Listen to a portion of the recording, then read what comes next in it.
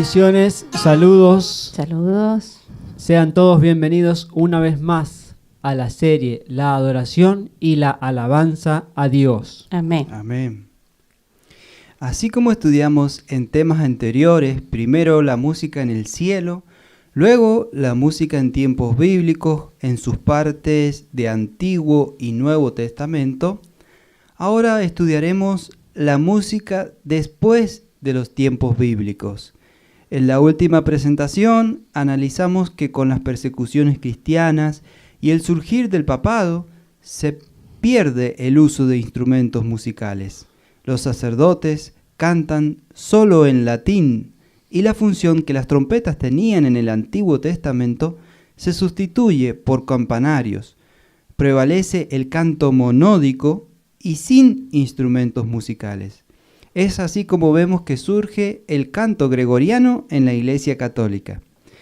Pero con el surgimiento del movimiento de Reforma Protestante, frente a todo esto, resplandece una luz en las tinieblas, restaurándose el canto congregacional en el idioma del pueblo y permitiendo el uso de instrumentos musicales conforme a la palabra de Dios. Por lo que el tema que trataremos a continuación se titula La Reforma Protestante y la música. Ahora tendremos Amén. Unas palabras de oración. Amén. Oremos. Padre nuestro que estás en los cielos, santificado sea tu nombre, Señor. Gracias por un día más, Señor, que estamos aquí para presentar este tema tan importante de la Reforma Protestante y la música. Que, Señor, tú nos dirijas con tu Espíritu Santo, que nuestras palabras no sean las nuestras, sino las tuyas, Señor. Todo te lo pedimos en el nombre de Jesús. Amén. Amén. Amén. Martín Lutero no revolucionó solo la religión, sino que creó la música de protesta. Lutero, además de ser el padre de la Reforma Protestante, también realizó grandes aportes a la música de la Iglesia. Antes de 1517, la Iglesia Católica controlaba la mayor parte de la música religiosa en Europa. La participación laica era mínima. En las iglesias, la mayoría de la gente escuchaba cantos llanos, es decir, gregorianos, interpretados en latín. La gente no entendía lo que se decía en el servicio religioso. Lutero siguió un camino en contra de la tradición católica. Insistió en que todo el pueblo de Dios cantara, no solo los sacerdotes. Martín Lutero dijo: después de la teología, confiero el lugar más alto a la música. Y el espíritu de profecía nos dice, como parte del servicio religioso, el canto es tanto un acto de culto como la oración. En realidad, más de un canto es una oración. Si se enseña al niño a comprender esto, pensaría más en el significado de las palabras que canta y será más sensible a su poder. Mensajes para los jóvenes, capítulo 95, los beneficios de la música. Aquí podemos ver cómo el espíritu de profecía confiere importancia a la música como lo hizo Lutero, ¿no? No solo sobre la enseñanza en el hogar, sino también en el servicio de culto, colocándola a la altura de la oración, siendo esta, la música, una parte esencial de comunicación con Dios. El primer himnario protestante. Lutero se dedicó a escribir himnos en la lengua del pueblo y en 1524 se elaboró el primer himnario. Tenía 8 himnos, 4 de ellos eran escritos por Lutero. Cánticos y salmos de acuerdo con la pura palabra de Dios, las santas escrituras, para ser cantados en la iglesia. El pequeño himnario se distribuyó por toda Europa y los adversarios de Lutero se quejaban de que todo el pueblo canta sus doctrinas. Y para 1546 se había impreso más de 100 himnarios. Amén. La nueva música, los himnos protestantes, se propagaban de ciudad en ciudad antes de que las autoridades católicas pudieran silenciarla. Y como en otros aspectos de la Reforma, la imprenta fue clave. Los himnos de Lutero corrían como panfletos y eran enseñados a ciudades enteras por cantantes itinerantes. A veces los himnos trabajaban más rápido que él. En Magdeburgo, la entonación colectiva de sus cantos logró convertir a la ciudad antes de la llegada del teólogo. Pronto los himnos luteranos salieron de su bastión en Sajonia, pasando a ser cantados en zonas católicas y traducidos al inglés. Podemos ver aquí qué importante de los que son los himnos, ¿no? Que una ciudad entera fue convertida incluso antes de la llegada de la predicación de la palabra. Hablad con fuerza y seguridad del amor del Salvador y cantad verdaderos himnos de despertamiento religioso.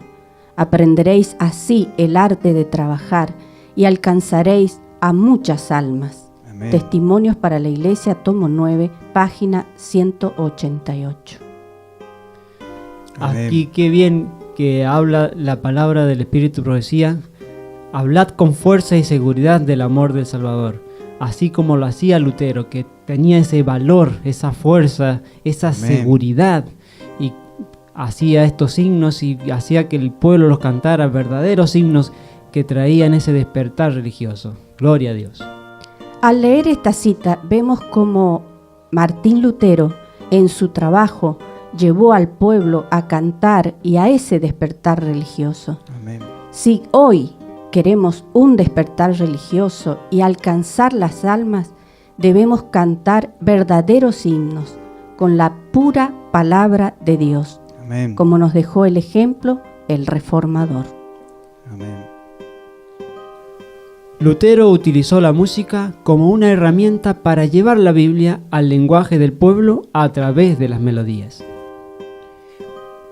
Martín Lutero, a diferencia de otros reformadores, fue consciente del valor de la música y de su importancia en la vida de las personas humanas y de las sociedades. Por esta razón, otorgó a la música un papel relevante en su proyecto reformador del cristianismo. Su formación musical le permitió incluso componer melodías para que su mensaje llegase mejor a los destinatarios y que éstos vibrasen y lo interiorizasen mejor. En la historia de la música occidental hay un antes y un después de la Reforma, gracias sin duda a la persona de Martín Lutero, que se dejó usar por Dios. Lutero y su obra y su época, página 256. Aquí vemos una representación de Martín Lutero cantando y tocando el laúd junto a su familia.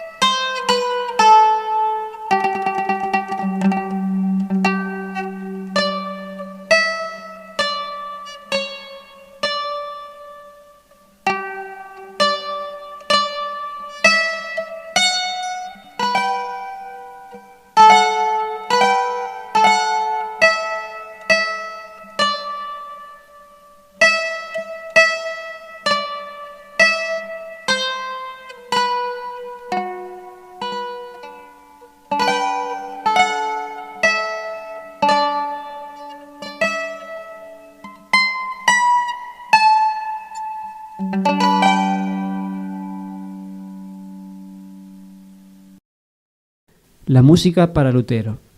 Lutero, a diferencia de otros reformadores, valoró siempre la música y jamás la menospreció. Él dijo: "No hay que despreciar la música. La música es un don y regalo de Dios, no es un don humano. Yo le asigno a la música el lugar más próximo a la teología y el honor más alto". Encontraremos abundantes testimonios de la importancia y del valor que Martín Lutero dio a la música en su reforma.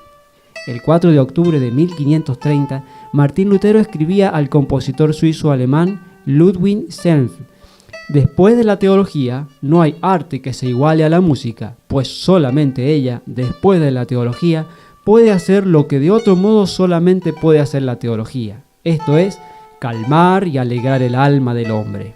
Amén. De hecho, Lutero asignó a la música un papel fundamental en sus reformas litúrgicas. Después de todo, él mismo era músico en tanto en cuanto sabía cantar y tocar el laúd. Lutero, su obra y su época, página 261. Amén.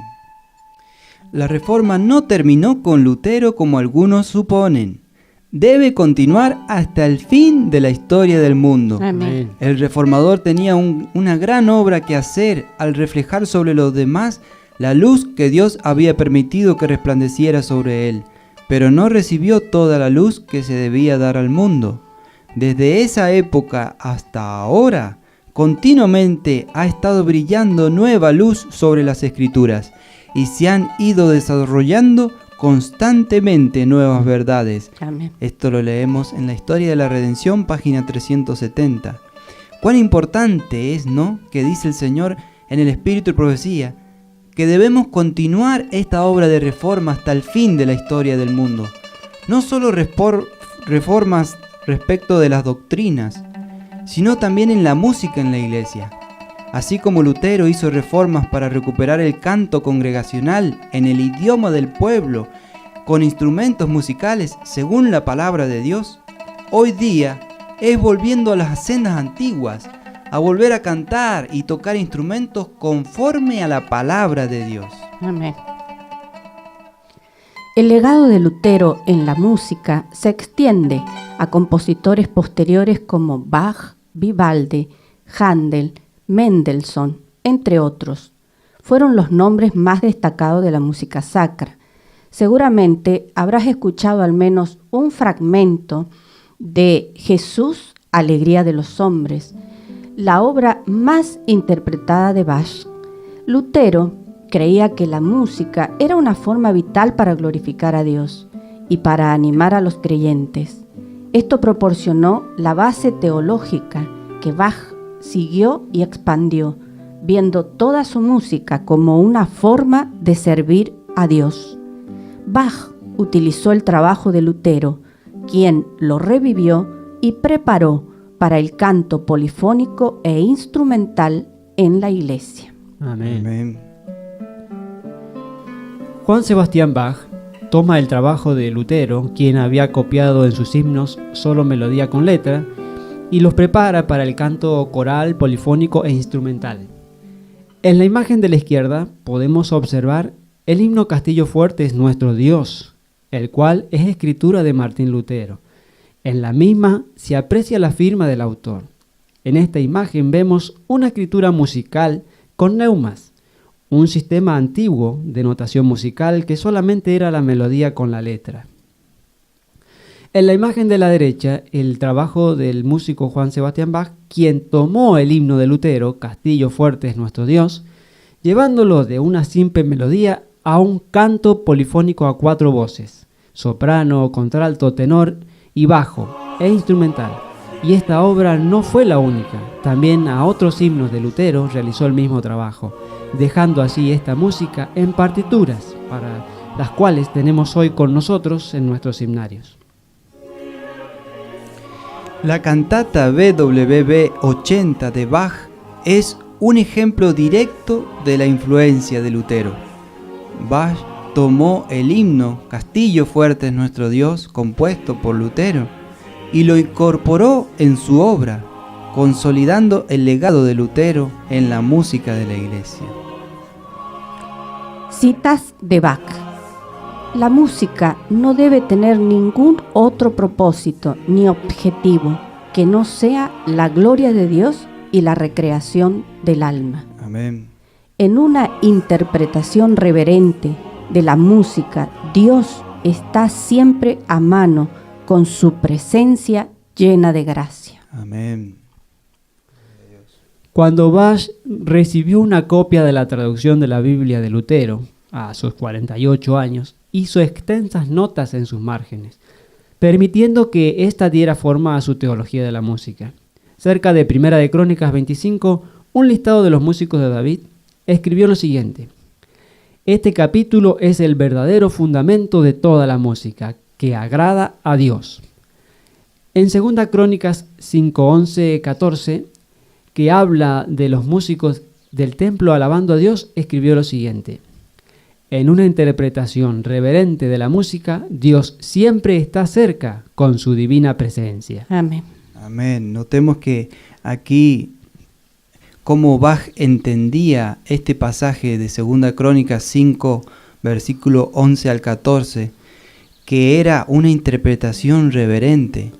Porque hoy en día se utiliza mucho este pasaje para aprovechar, para hacer mucho ruido, ¿no?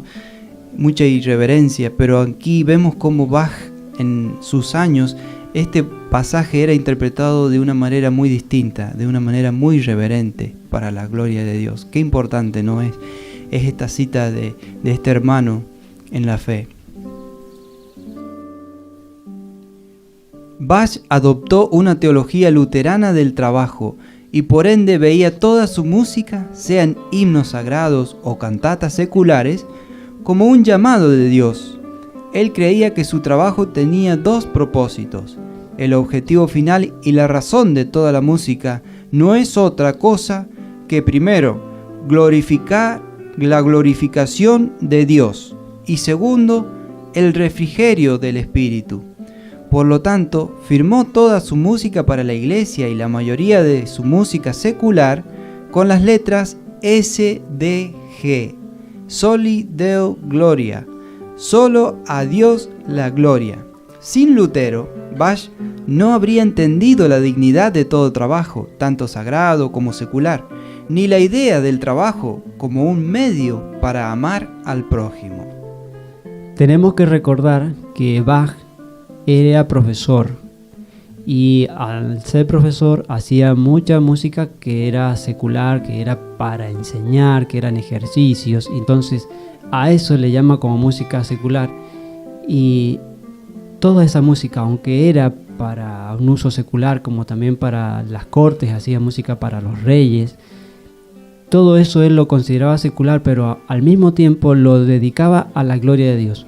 Todas estas partituras llevan este sello de la S, la D y la G, que significa solo a Dios la gloria. Amén. Sí, y otra cosa que quería resaltar es que él no es que hacía música diferente, prácticamente él seguía el mismo estilo de la música sacra. Era básicamente en el mismo estilo con los mismos instrumentos, no se salía de los principios musicales. Él hacía música tanto para Dios como para lo secular, pero también tenía los mismos principios, y eso es importante.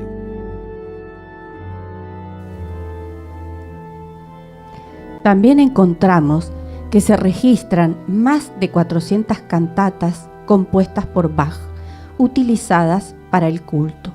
Otro de los compositores más famosos de la época fue Georg Friedrich Händel, quien fue el creador del muy célebre y conocido oratorio El Mesías, obra compuesta en Londres en un lapso de apenas 3 semanas, el cual habla acerca de la vida de Jesús. Entre los 26 oratorios más famosos compuestos por Händel también se encuentran La Resurrección, Esther, Israel en Egipto, Josué, entre otros. Y así como nos dijo el espíritu de profecía que se debía continuar con la obra de reforma, luego encontramos en la historia de los himnos para alabar a Dios a compositores como Fanny Crosby. Algunos de sus himnos más conocidos son: Paso a paso Dios me guía, en Jesucristo mártir de paz. Oh, qué Salvador, me escondo en la roca. Tuyo soy, Jesús, aún más cerca, con voz benigna te llama Jesús. No me pases, no me olvides, lejos de mi Padre Dios. Alabadle, fiel Salvador compasivo. Comprado con sangre por Cristo.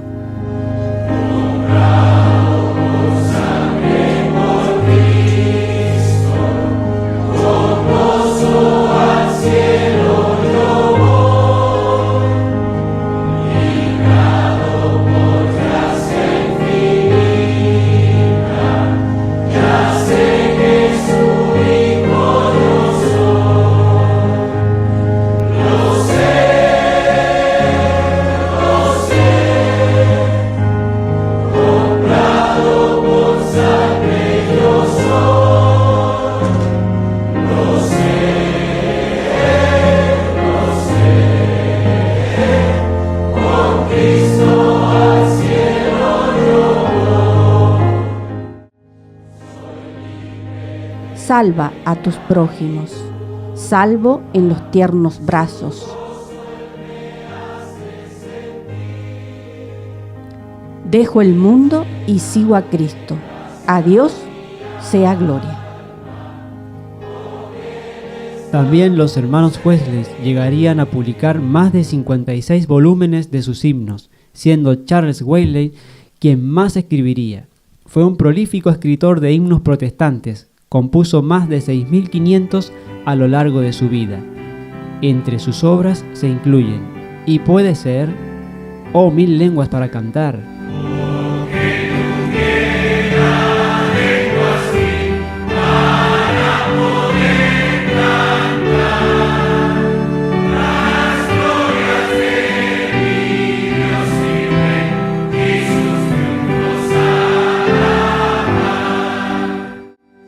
Cristo el Señor ha resucitado hoy. Amor divino, todo amor sobresale. Mira, Él viene con las nubes que descienden. Asimismo, cabe mencionar a Isaac Watts, escritor de una gran cantidad de himnos que se siguen cantando a la fecha. Algunas de sus obras más conocidas son Al trono majestuoso, Soy yo soldado de Jesús, Cantad alegres al Señor, entre otros. Y en 1719 publicó el himnario llamado Los Salmos de David. Lowell Mason nació en Medfield, Massachusetts, Estados Unidos, el 8 de enero de 1792, y fue una figura crucial en la música sacra y la educación musical estadounidense, conocido por sus himnos y por introducir la música en las escuelas públicas. Su trabajo también buscó restaurar el canto congregacional en las iglesias, aunque recibió críticas por su estilo europeo. Compuso más de 1.600 melodías de himnos, incluyendo Más cerca, oh Dios de ti, Día santo del Señor, oh día delicioso, otros 6 días de labor. Pronto la noche viene de heladas cordilleras. Concédeme, Jesús, tu poder. Soy peregrino. A mí venid, Hijo del reino. Edgar McGill fue un traductor de himnos adventista, conocido por traducir himnos en inglés al español, como ¿Te sientes casi resuelto ya? Cuando estés cansado y abatido. De pie, cristianos. Alabadle fiel Salvador compasivo, el Rey que viene. En este bello día, guía a ti, Señor. Día grande viene, día santo del Señor. Oh, día delicioso. Letras que invitan a la confianza en Jesús, reflejando temas de fe, llamado al arrepentimiento y perseverancia. Qué importante que es la obra de este hermano, ¿no? Edgar McGill, que contribuyó a traducir tantos himnos, enriqueciendo la predicación adventista en muchos países, dejando ver que los himnos predican a la par de la palabra, ¿no? Ahora vamos a leer Franklin Belden. Las composiciones de Franklin Belden han tenido un impacto profundo y duradero en la música y la adoración adventista. El himnario de la iglesia de 1941 incluyó 22 canciones, e himnos de Belden. Una decisión que fue cuestionada, pero que se resolvió durante la preparación del himnario. El himnario adventista del séptimo día de 1985 incluye 12 himnos completos y 4 melodías de su autoría, como Es el amor divino, Guía a ti Señor, Cuando pese nuestros hechos, escuchad Jesús nos dice, Si la carga es pesada, tuyo soy, Eterna roca es mi Jesús, Promesa dulce, el Rey que viene cerca está, Canto el gran amor, del bello país elegido, etcétera, ¿no? Aquí vamos a ver algunos nombres repetidos de himnos que leímos en el hermano anterior, McWill. Es que el hermano McWill tradujo himnos de Belden y de Lowell Mason. Entonces McWill es un hermano que ha trabajado mucho en la traducción de los himnos. Pero la composición musical fue hecha por Franklin Belden en inglés. Él hizo la composición musical y Mason hizo también la composición musical. En conclusión, haciendo un resumen del tema que hemos estudiado, la Reforma y la música, vimos cómo Martín Lutero fue esa luz en medio de las tinieblas espirituales, llevando al mundo el primer himnario protestante, Amén. creando la música de protesta. Amén. Pero la Reforma no terminó con Lutero, Amén. como algunos suponen. Debe continuar hasta el fin de la historia del mundo. Amén. Y así vimos cómo otros, siguiendo el legado de Martín Lutero, compusieron la música de protesta, continuando esa obra que comenzó el Reformador. Pero la triste historia de hoy es que las iglesias han abandonado el uso de los himnarios protestantes, permitiendo cantar canciones con mezcla de lo santo y lo profano. Qué importante es que en nuestros templos se canten esos himnos de reforma, reverentes, solemnes, para la gloria de Dios. Amén. Amén, gloria Amén. a Dios. Bueno, hasta aquí hemos llegado con este tema, esperando que sea de gran bendición para todos los hermanos y que pueda producir un gran impacto en los corazones y en las mentes para que podamos tomar estos ejemplos de estos hermanos, cómo se esforzaron para llevar la palabra de Dios a través de la música y a través de toda la obra del Evangelio, y que nosotros seamos esos que portaestandartes hoy en día. Que el nombre de Dios sea glorificado y que la paz de Cristo esté con todos vosotros. Amén. Amén.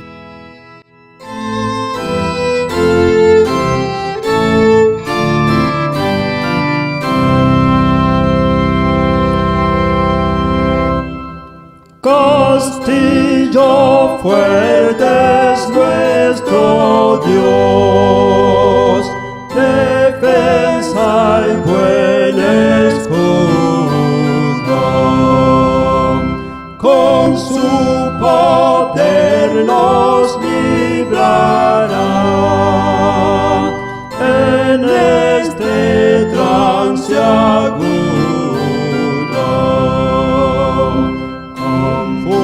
Y con afán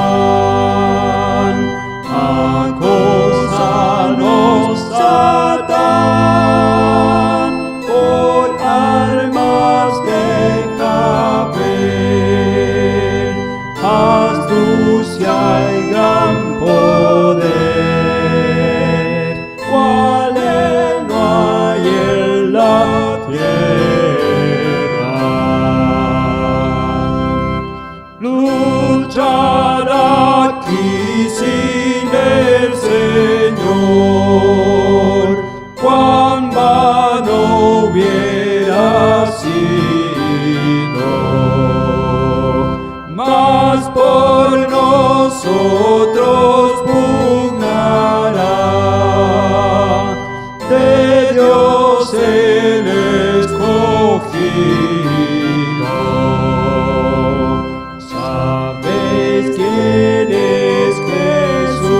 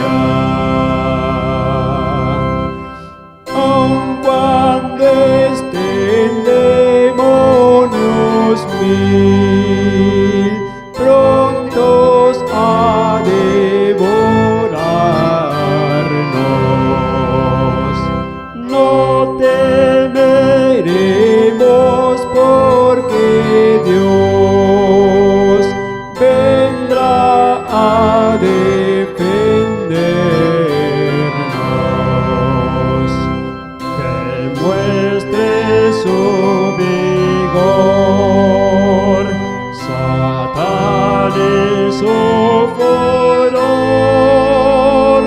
dañarnos no podrá, pues condenado está por la palabra santa.